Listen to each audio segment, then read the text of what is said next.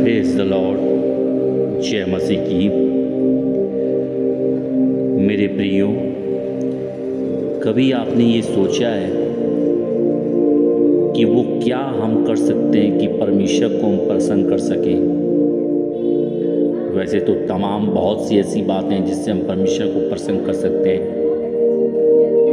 पर कुछ ऐसी बातें हैं जिसे प्रभु यीशु मसीह ने खुद स्वयं करके दिखाया और वचनों के द्वारा भी हमें यही शिक्षा दी कि हम परमेश्वर को कैसे प्रसन्न कर सकते हैं।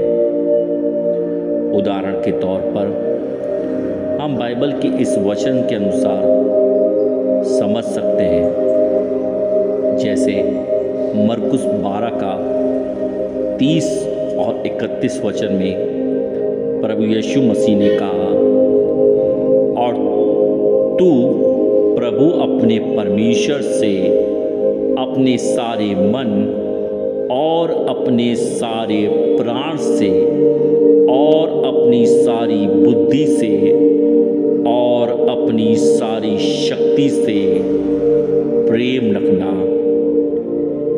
ये थी पहली आज्ञा परमेश्वर की ओर से कि हम परमेश्वर को कैसे प्रसन्न कर सकते हैं, जब पूरी शक्ति से, पूरी बुद्धि से, पूरे प्राण से, जो हम कहते हैं ना, तन मन धन, हर तरह से जब परमेश्वर को हम पूरी तरह से समर्पित कर देते हैं।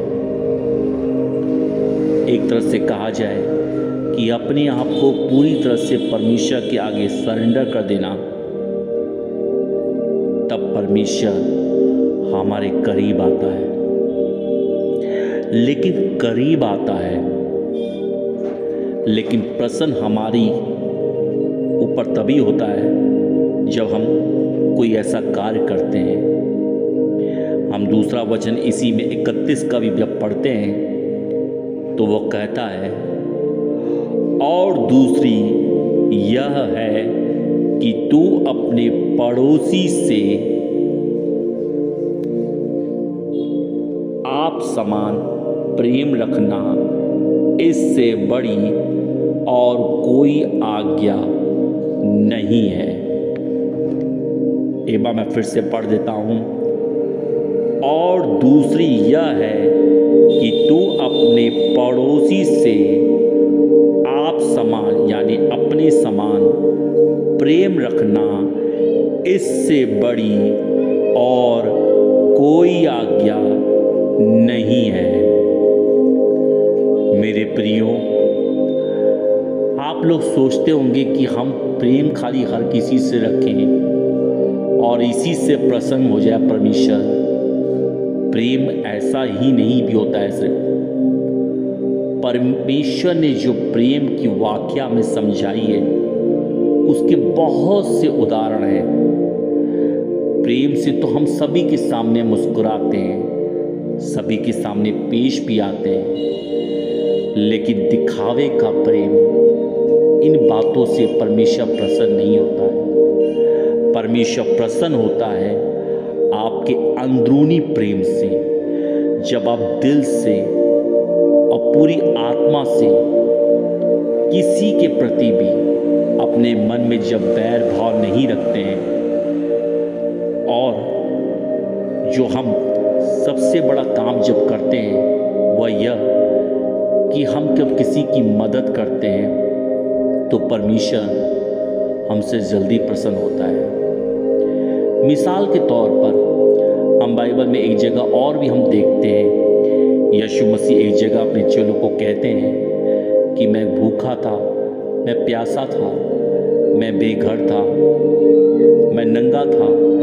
लेकिन तुम लोगों ने मुझे ये सारी वस्तुएं दी। तब उसके चेले उनसे पूछते हैं कि हे प्रभु, हमने कब तुम्हारे साथ ये भलाई के काम किए? परमेश्वर कहता है कि इन सारे कामों में से जब भी तुमने किसी एक के साथ किया तो वह तुमने मेरे साथ किया। मेरे प्रियो, हम मसीहत में ज़्यादातर लोग थोड़ा बहुत तो इस तरह का काम कर देते हैं कि हम किसी की थोड़ी बहुत हेल्प कर देते हैं, लेकिन सच्चाई यही है कि हम एक बार तो हेल्प कर देते हैं, दूसरी बार हम कभी कभी हेल्प नहीं कर पाते हैं। आपके पड़ोस में कोई ऐसा बच्चा हो सकता है जिसे पढ़ाई में आपकी हेल्प चाहिए और हम जानते हैं कि हम शायद उसकी हेल्प कर सकते हैं, लेकिन हम उसकी हेल्प नहीं करते, शायद इस वजह से कि हम खुद अपने कामों में इतने व्यस्त रहते हैं, इतने थके हुए रहते हैं कि हम यही सोचते हैं कि अरे यार अभी रहने दो, वैसे ही बहुत थके हुए हैं, फिर कभी हेल्प कर देंगे, फिर कभी कर देंगे।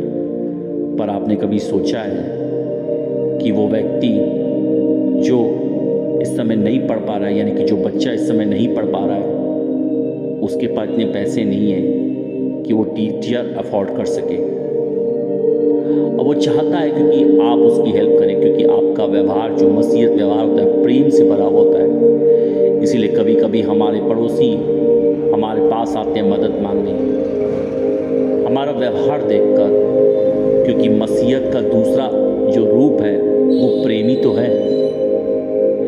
ऐसे कितनी ही बार हम कितने ही कामों के लिए लोगों को हम टाल देते हैं। वचन में एक जगह और भी लिखा है, नीति वचन 3:27 में परमेश्वर कहता है, जिनका भला करना चाहिए, यदि तुझ में शक्ति रहे तो उनका भला करने से न रुकना। मेरे प्रियों, इसी तरह का वचन एक जगह यूहन्ना ने भी कहा था जब लोगों को बपतिस्मा दे रहा था कि यदि तुम्हारे पास 2 कुर्ते हों तो एक कुर्ता उस व्यक्ति को दे दो जिसे उसे उसी वक्त आवश्यकता है। यदि तुम्हारे पास 2 रोटी हो